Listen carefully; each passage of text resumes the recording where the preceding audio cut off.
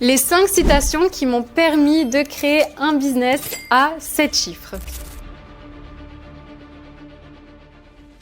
Hello tout le monde et bienvenue dans ce nouvel épisode d'Impact au féminin. Je suis ravie de vous retrouver cette semaine avec un nouvel épisode que j'ai décidé de tourner suite à un post Instagram que j'ai partagé il y a quelques semaines sur les 5 citations qui m'ont le plus impacté dans ma vie d'entrepreneuse. Et du coup, c'est vrai que quand j'ai fait ce post, j'ai eu plein de commentaires parce que vous me demandiez mais du coup, j'ai pas trop compris cette citation, comment est-ce qu'elle t'a aidé, comment est-ce que tu l'aperçois? Et je me suis dit que ce serait trop bien de venir vous faire un épisode de podcast là-dessus pour vous partager plus mon expérience en profondeur, pour vous expliquer réellement mon ressenti face à ces situations et que du coup je suis partie de très loin aussi et que les choses ne se sont pas faites du jour au lendemain, qu'aujourd'hui j'ai plusieurs entreprises et que ces entreprises sont toutes différentes, elles ont toutes des business models différents et que vraiment ça commence avec un petit pas et je trouve qu'à un moment donné les citations, peut-être que pour certaines personnes ça peut paraître bateau, pour moi à un moment donné c'était quelque chose qui était inspirant d'avoir ma citation le matin, donc je me suis dit tiens je vais vous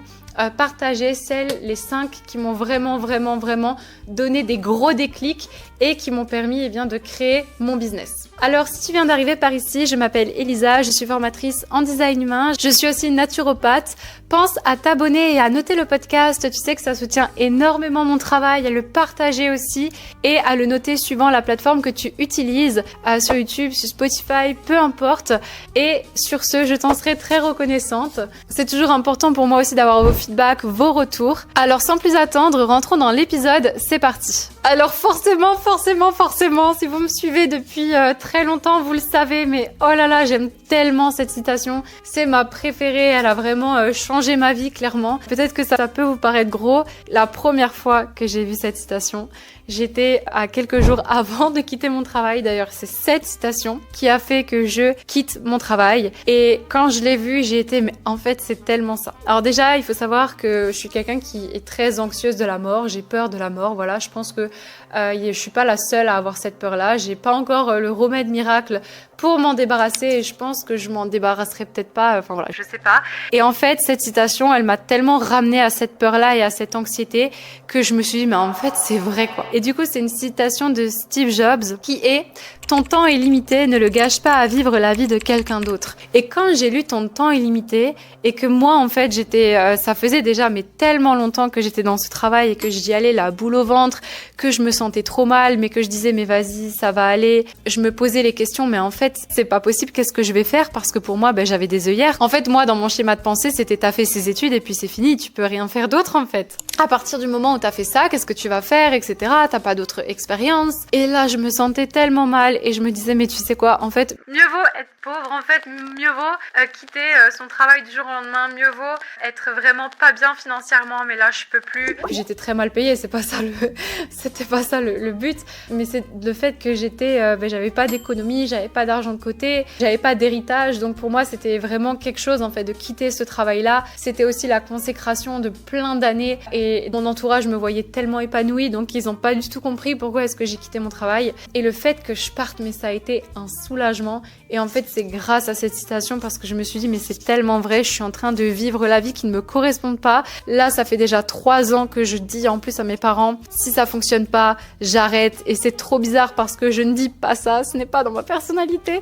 À moins que je sais déjà que c'est voué, entre guillemets, à l'échec et que je vais devoir, tout simplement que c'est pas fait pour moi. La deuxième citation qui m'a impactée, c'est « Ta journée commence le soir d'avant ». Alors c'est tout bête, mais c'est tellement vrai que je le vois quand par exemple, le petit il a pleuré toute la journée ou que j'ai dû être très attentif à lui. C'était une journée dure en fait en tant que maman, on va se le dire, on a des fois des journées où c'est pas facile et le soir on n'a qu'une envie, c'est dès qu'ils sont au lit d'avoir notre concon, notre moment, de profiter, c'est pas de se mettre un film. Comme on a déjà couché tard le petit et que en plus de ça, on commence à mettre un film à la télé et qu'il est déjà tard et qu'on sait qu'on va s'endormir peut-être plus tard, mais on se dit mais là j'ai vraiment besoin de mon moment de décompresser. C'est vrai que la journée qui commence du lendemain, quand on est entrepreneuse, pour moi elle est complètement décalée, dans le sens où si j'ai pas le soir d'avant ma petite routine où je me dis ok demain qu'est-ce qu'il faut que je fasse en premier, je range mon bureau toujours avant la fin de la journée, j'essaye de faire le tri, écrit, et je me dis ok, donc là je sais que demain il faut que je fasse ça, il faut que j'aille là, j'ai ça comme rendez-vous. Et ça m'a tellement été game changer parce que ça m'a aussi, même quand j'avais pas Aiden ou que j'avais pas mon fils, de couper en fait, et bien d'aller me coucher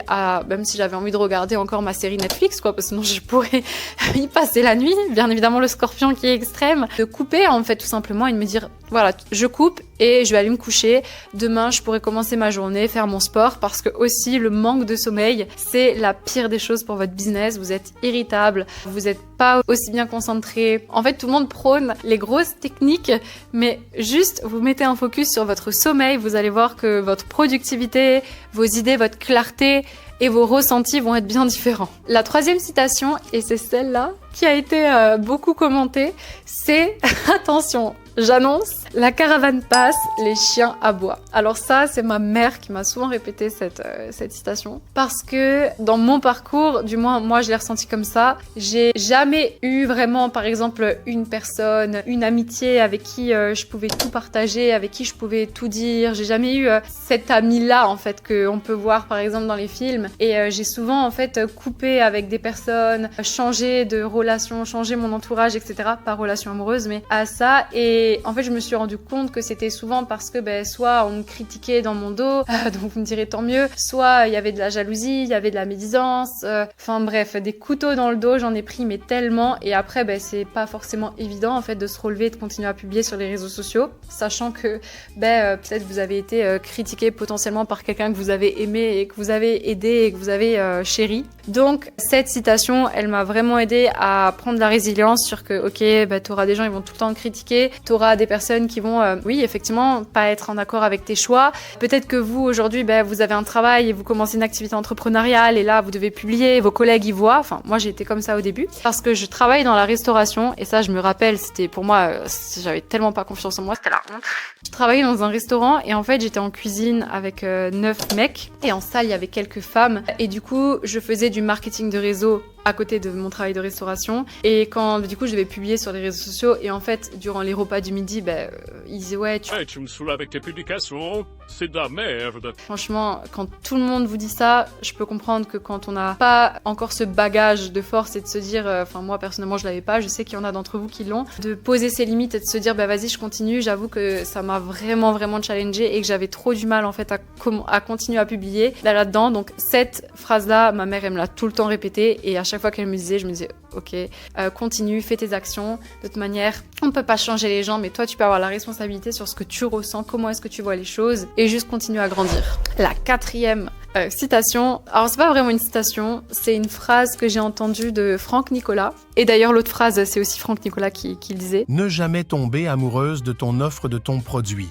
Et là, pareil, dans les commentaires, vous m'avez dit « Ouais, mais moi, j'adore mon offre, c'est clairement ce que j'aurais voulu avoir, etc. » Alors, ce que je voulais vous dire par là, c'est que, en fait, moi, c'est pareil, la formation design main, j'adore. Enfin, c'est vraiment le truc que j'aurais voulu avoir. Je kiffe, j'adore faire je fais toujours des nouvelles choses et tout, trop bien. Le truc, c'est que la formation, elle est adaptée pour un type de personne et le marché évolue, les gens évoluent, ils veulent pas la même chose. Avant, peut-être qu'on était beaucoup moins, je donne l'exemple, je sais pas moi, des tampons et des serviettes hygiéniques. Avant, peut-être qu'on regardait moins la composition de ça. Maintenant, on regarde la composition de ça. On est de plus en plus avec les réseaux sociaux sur la composition des produits. Donc, ce que je voulais dire par là, c'est que si vous prêtez pas attention à comment votre marché il évolue et que vous êtes pas prêt à faire les changements, ça peut devenir très critique pour votre entreprise parce que des fois, d'être têtu, d'être borné, de pas écouter, de rester sur ses acquis, c'est clairement ce qui fait plier un business. Et on peut le voir, il y a plein de niches ou de produits qu'on utilisait qui ont coulé en fait, même dans l'informatique. Donc ne jamais en fait tomber amoureuse parce que on lâche pas, et quand on lâche pas,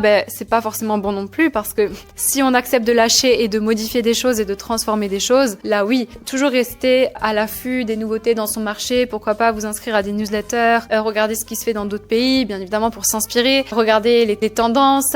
Je dis pas de faire des danses sur TikTok, c'est pas ça, mais juste de vraiment prendre de la hauteur en fait sur comment est-ce que vous pouvez amener les choses, qu'est-ce que les gens veulent aussi. Parce que si aujourd'hui vous avez créé une formation et que dans cette formation on vous dit, et ça c'est une des erreurs que moi j'ai faites, l'exemple concret pour une vidéo que j'avais faite sur les générateurs manifesteurs, que la vidéo elle durait 1h30 alors que c'était juste pas possible pour ce type de personnes, je l'ai coupée. Enfin voilà, je reste pas bloquée sur une chose, j'accepte d'évoluer, et je pense que ça c'est vraiment quelque chose qui m'a impactée aussi. Et la dernière citation, alors c'est pas vraiment une citation, c'est un livre qui s'appelle Demandez, vous recevrez, vrai, je vous en ai déjà parlé sur la vidéo, les 8 livres business qui m'ont le plus aidé. Et ce livre, franchement, il est ouf. Alors c'est clair qu'il est très spirituel, qui a vraiment une vision des choses qui est différente, qu'il faut prendre de la hauteur aussi quand on le lit. Et de vraiment ramener ça, parce que c'est des concepts en fait qui ont été appliqués depuis bien longtemps. Demandez et vous recevrez. C'est vrai que moi, avant, j'étais quelqu'un d'assez... Enfin, pas timide, j'ai pas envie de me coller cette étiquette parce que c'est pas vrai. Plus, j'ose pas dire... Enfin, c'est pas que j'ose pas dire les choses, c'est juste que j'ose pas demander parfois. Et le fait d'oser plus demander, de croire, d'avoir la foi... Tout ce qu'il explique dans le livre, les exercices qu'il propose, c'est juste incroyable et ça m'a vraiment aidé à créer mon business, mais de manière aussi beaucoup plus spirituelle, les lois spirituelles, comment l'univers fonctionne. Je dis pas qu'il faut rester assis sur son canapé à méditer et à poser des intentions. Je dis juste que quand on est vraiment dans ce lâcher prise et qu'on a une foi et qu'on a vraiment des objectifs en fait, qu'on les visualise, ça fait vraiment la différence. Donc autorisez-vous à demander pour recevoir, que ce soit à l'univers, aux personnes autour de vous, de l'aide aussi. Donc voilà pour ces 5 citations que j'ai voulu vous détailler. Pensez à me dire dans les commentaires celle qui vous a le plus parlé. Si vous aussi vous avez une citation favorite. C'est vrai qu'il y en a une que j'ai pas dite et qui est accrochée dans ma salle de bain, c'est une montagne, c'est une petite pierre par petite pierre et ça commence un peu chaque jour. Donc il vaut mieux un petit peu chaque jour. Et c'est vrai que j'aurais pu rajouter cette citation aussi, mais par rapport aux autres, elle a pas eu un tel impact. Donc voilà pour ça, je vous souhaite une lumineuse journée ou soirée et je vous dis à très vite pour un nouvel épisode d'Impact au féminin.